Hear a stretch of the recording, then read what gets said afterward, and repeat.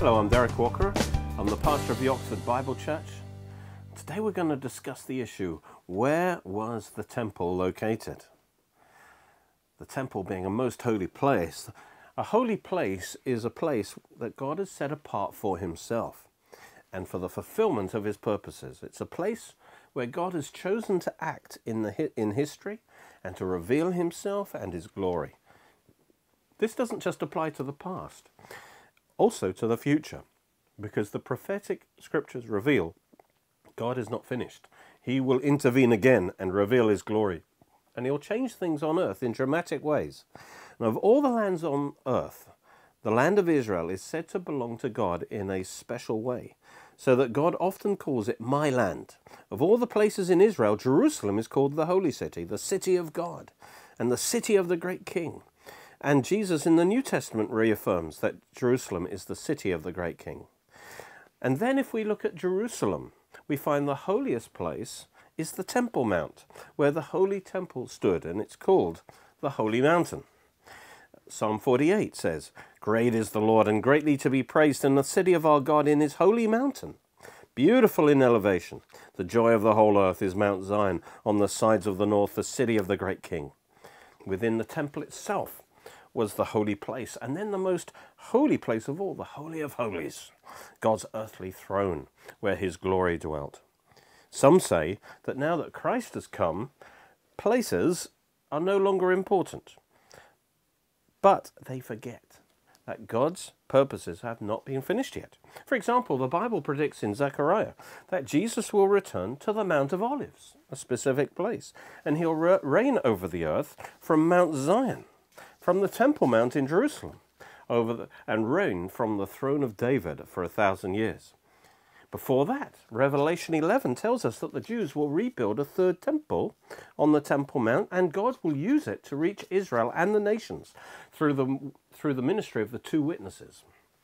And that's before Antichrist takes control of it and defiles it with the abomination of desolation, declaring himself to be God. Revelation 11:1, John is told to go and rise and measure the temple of God, the altar and those who worship there, but leave out the court which is outside the temple, and do not measure it, for it's been given to the Gentiles. In the tribulation, the Antichrist will broker a covenant with Israel, whereby the Temple Mount will be shared between the Jews and the Muslims, and the Jews will be able to rebuild their temple. And it says, and they will tread the holy city underfoot for 42 months. That's the second half of the tribulation. And I will give my power to my two witnesses, and they will prophesy 1,260 days, that's 3.5 years, clothed in sackcloth, calling Israel to repentance. And their ministry is for the first half of the tribulation. These are the two olive trees and the two lampstands standing before the God of the earth. And if anyone wants to harm them, fire proceeds from their mouth and devours their enemies. And if anyone wants to harm them, he must be killed in this manner. These have power to shut heaven so that no rain falls in the days of their prophecy. And they have power over waters to turn them to blood and to strike the earth with all plagues as often as they desire. The two witnesses announce the tribulation trumpet judgments in the first half of the tribulation. And that's why when they're killed, the whole earth rejoices and blames them for tormenting everyone on the earth. It says when they finish their testimony, that's at mid-tribulation, the beast, the Antichrist, that ascends out of the bottomless pit will make war against them, overcome them and kill them, and their dead bodies will lie in the street of the great city. The great street actually means the plaza, the broad open place of the city, and that's a perfect description of the Temple Mount, because their ministry will be on the Temple Mount. And then it says also where our Lord was crucified, so clearly it will be in Jerusalem. God will use these two witnesses to proclaim the gospel to Israel, and through TV to the nations. They'll operate from the Temple Mount. So God will use the third temple to remind the Jews that salvation is not through law-keeping, but through the shedding of blood. As Israel comes to their temple, the two witnesses will preach Christ to them. As they offer up the animal sacrifices, they will preach that Christ, the Lamb of God, has been slain and rose again after 3 days, proving that he is the Messiah. As a final sign that validates their preaching, God will also resurrect these two witnesses after 3 days in the eyes of all the nations, because the TV cameras will be on them. That's what it says, verse 9.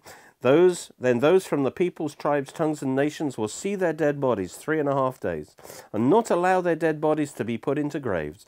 And those who dwell on the earth will rejoice over them, make merry, and send gifts to one another, because these two prophets tormented those who dwell on the earth. But God has the last word. Now after the 3.5 days, the breath of life from God entered them, and they stood on their feet, and great fear fell on those who saw them. And they heard a loud voice from heaven saying to them, "Come up here." And they ascended to heaven in a cloud, and their enemies saw them. Having finally captured the Temple Mount, the Antichrist will take over the temple, dedicate it to himself, declare himself as God.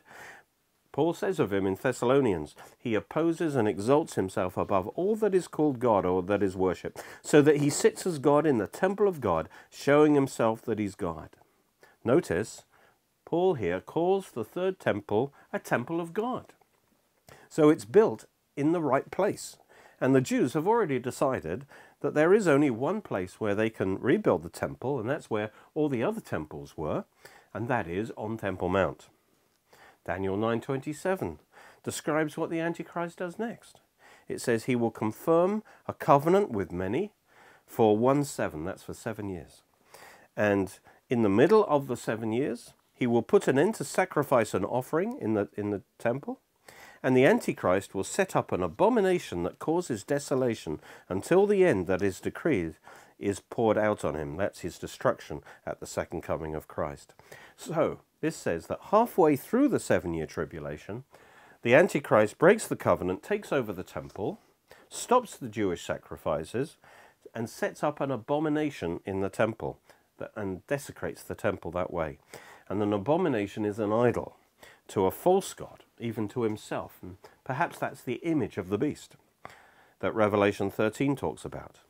And this direct attack on God's temple causes God's desolating judgments to fall in the second half of the tribulation, which will be far worse than the ones in the first half.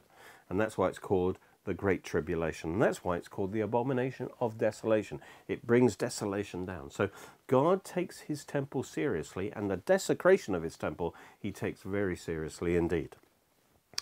And that's a future temple. In Jesus' prophecy of the end times, he confirmed Daniel's prophecy that the temple will be rebuilt and be the center of the spiritual conflict.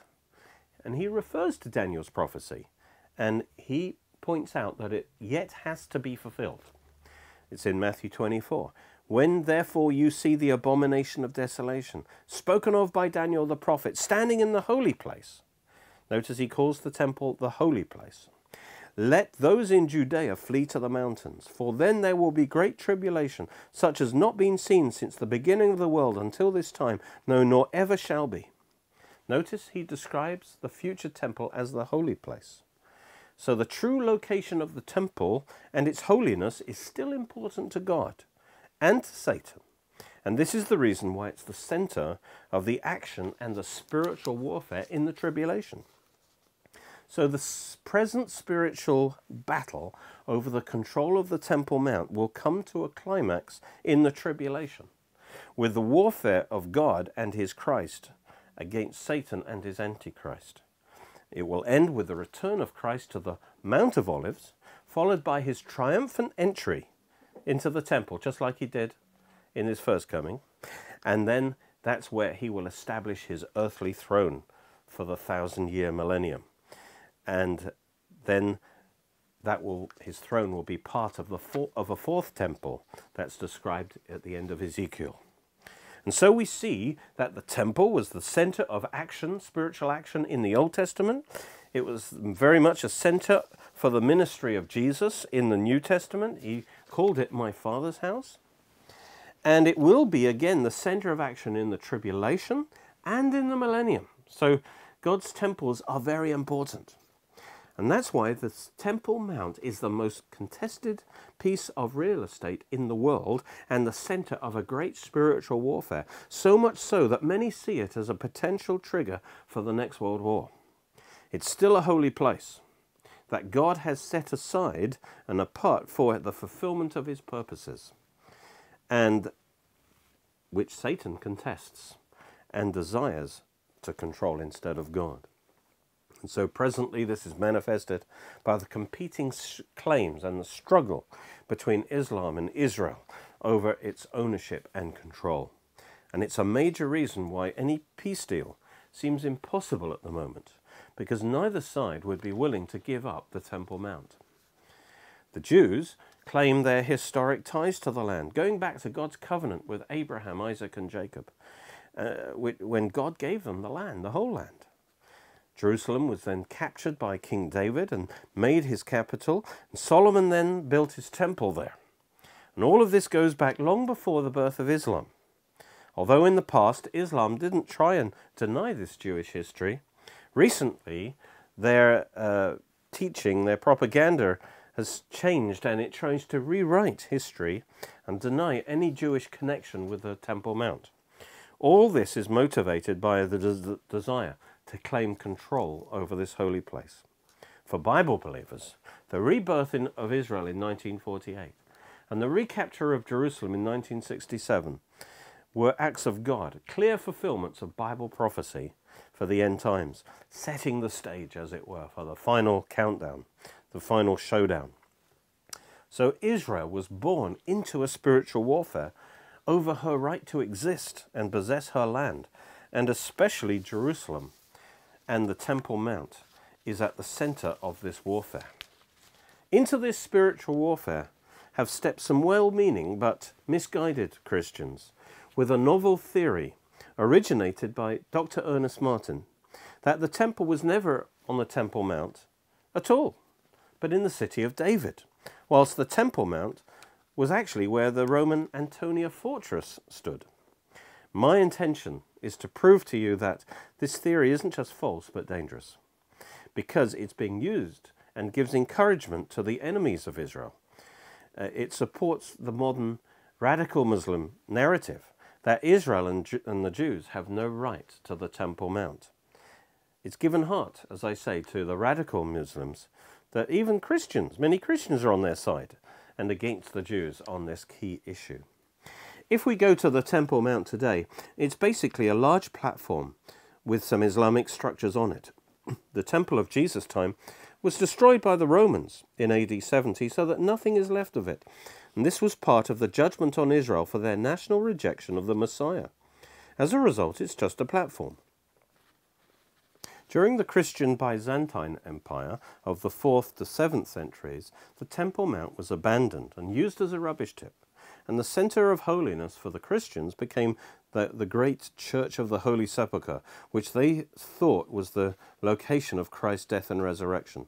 It suited their cause to be able to point to the fulfillment of Jesus' prophecy that all the temple buildings would be cast down, and the contrast of the magnificent Holy Sepulchre with the abandoned Temple Mount, a short distance to its east, was a visual aid showing the supremacy of Christianity over Judaism. When the Muslim armies conquered Jerusalem in the 7th century, they knew it was the most holy place for Jews and Christians. And so they wanted to demonstrate the ascendancy of Islam and the fact that it was now superseding and replacing these former religions. And so it did this by first building a shrine and then a mosque on what was known now as the holiest site for all the Jews, the Temple Mount, confirming that the people of that time knew that this was where the temple stood. At the south end of this platform is the Al-Aqsa Mosque, which means the furthest mosque. This name refers to a chapter of the Quran called the Night Journey, in which it said that Muhammad travelled from Mecca to the farthest mosque and then up to heaven. Although Jerusalem is not mentioned by name in the Quran, a later Islamic tradition from the 10th century assigned this event to the Temple Mount in Jerusalem. And so from the 10th century, the name Al-Aqsa was applied actually to the whole Temple Mount, making Jerusalem the third most holy place in Islam. And this is actually the basis of their claim to the Temple Mount. However, there was no mosque there during the time of Muhammad, and it certainly was not the furthest mosque from Mecca.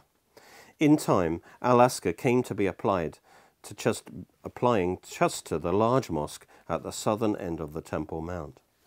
In the middle of the Temple Mount is the beautiful gold-covered Dome of the Rock, an Islamic shrine made in 691 AD, the first major sanctuary built by Islam.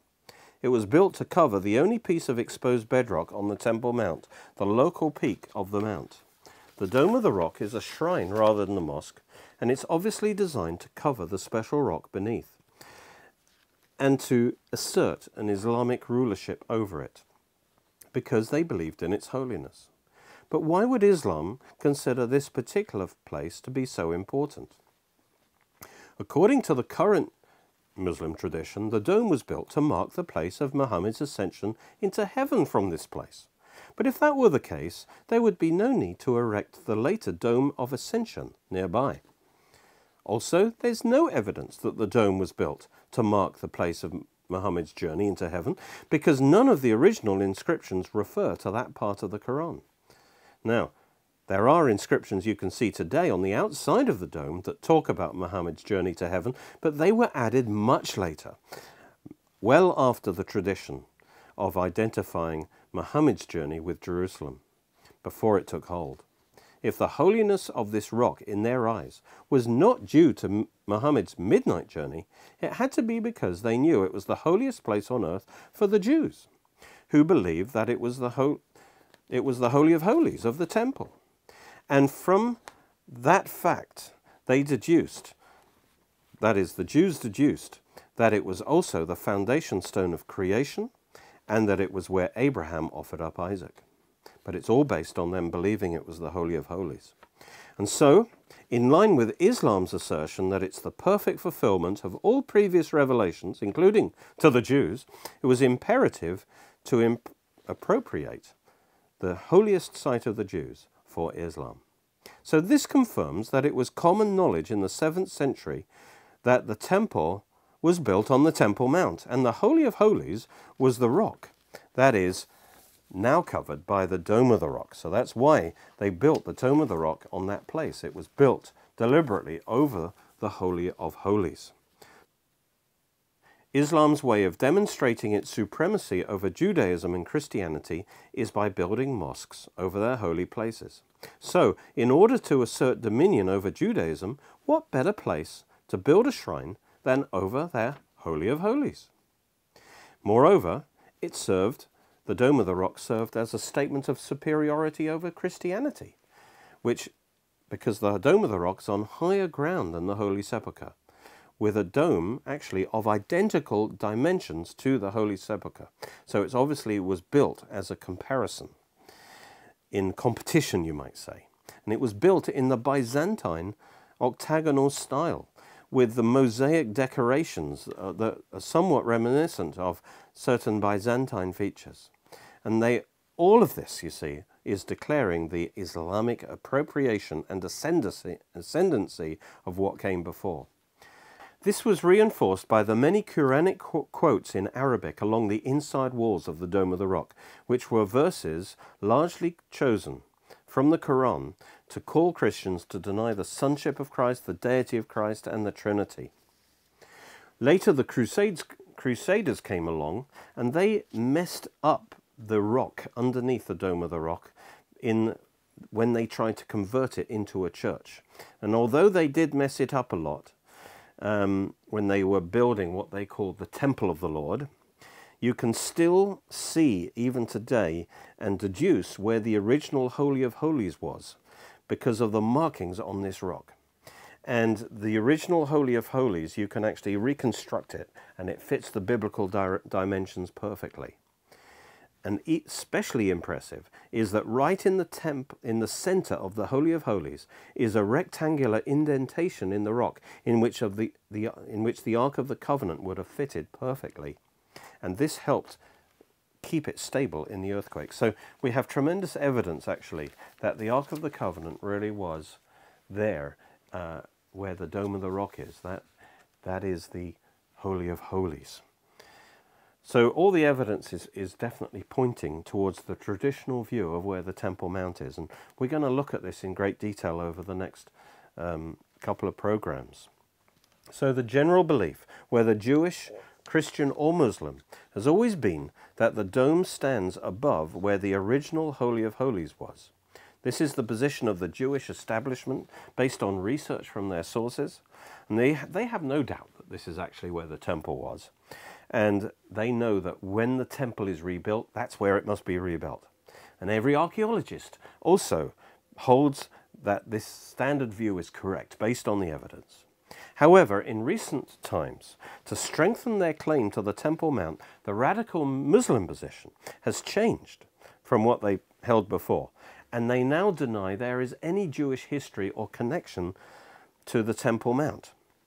And sadly, they've found encouragement in this belief from some Christians who are now promoting a theory, first proposed actually in 1999 by Dr. Ernest Martin, who had been a minister in the Worldwide Church of God founded by Herbert Armstrong. This new theory says that the temple was not on what is known today as the Temple Mount, but rather south of that in the city of David. More recently, this theory has been popularized in a more journalistic style by Robert Cornucci. And as well as undermining Christian support for Israel and their right to the Temple Mount, the danger of this theory is also it results in Christians and Christianity being discredited in the eyes of the Jews. We should really be a witness to them. And so when we're so easily duped into following half-baked maverick theories, it can only result that they will not take us so seriously when we witness to them.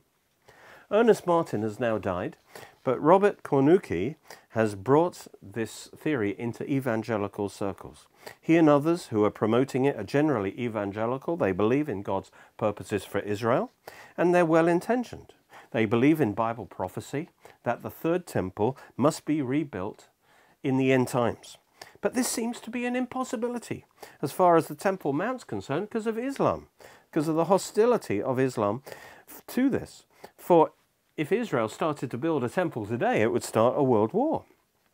So in their honest desire to see Bible prophecy fulfilled, they are drawn to this theory that seems to make it easier to rebuild the temple. You know, by saying that the temple never was on the Temple Mount, then somewhere else, then it will just be easier to rebuild the temple, assuming, of course, we can convince the Jews to accept the theory, which would take an even bigger miracle. So they are actually trying to help God solve the problem by relocating the temple to another place where the Jews could build it without Islamic opposition. That's the kind of the emotional motivation behind this theory. The problems with this whole line of thinking is, first of all, it's based on unbelief. It's based on the idea it's too hard for God to change things, to prepare the way for the third temple to be built on the Temple Mount. My own belief is that what might happen soon is that a coalition of Russia and many Islamic nations will invade the mountains of Israel. That is, the West Bank, the occupied territories. Judea Samaria is the biblical term for it. And they'll do this to establish a Palestinian state and to lay the foundation then for the destruction of the whole of Israel. Ezekiel 38 prophesies this in great detail, will happen in the end times. And it also prophesies that God's going to intervene in judgment against these invading armies. And he will demonstrate that the God of Israel is still alive, and he is the God in Israel. And he'll unleash the forces of nature against them, including a massive earthquake. And that will destroy the invading armies. And I think it will also destroy the Dome of the Rock, and it will radically change the balance of power in the Middle East. And it will create a window of opportunity for Israel to actually start to rebuild her temple. That's one way it could work. Secondly, again, this whole line of thinking about why we need to move the temple to another place to make it easier for God to fulfill his prophecies. Well, it's not going to work because the Jews know, and they've always known that the temple is on the Temple Mount, and they won't be persuaded otherwise. It's unthinkable, considering the holiness and the importance of the temple to the Jews, and its sheer size, that somehow the Jews could have forgotten where their temple was, especially as they don't just think of it as something belonging to their past, but something that is essential to their future. And they believe that their temple will be rebuilt because the prophets say so. And so the temple is not some historical curiosity for them, but it's very at the heart of their DNA. And so throughout the last 2,000 years, they've always kept the temple in their memory, and they've always wanted to visit the temple and pray at the Wailing Wall. So it's not something that they're just going to forget where the temple was and totally change the location. Above all races, really, the Jews have been diligent to pass down their identity and their traditions from generation to generation, even when they've been scattered to the four corners of the earth. And the importance of Jerusalem and the temple were at the top of the list. Always they would pray every year, next year in Jerusalem. And also the Jews have maintained a continuous presence in the land. Even if they weren't in Jerusalem, they would surely would visit Jerusalem and so on. So there's always been some Jews in the land. So it's inconceivable that they'd forget where the temple was. And that's evidenced by their ongoing, continual desire to go up to Jerusalem, pray at the Wailing Wall over the last 2,000 years.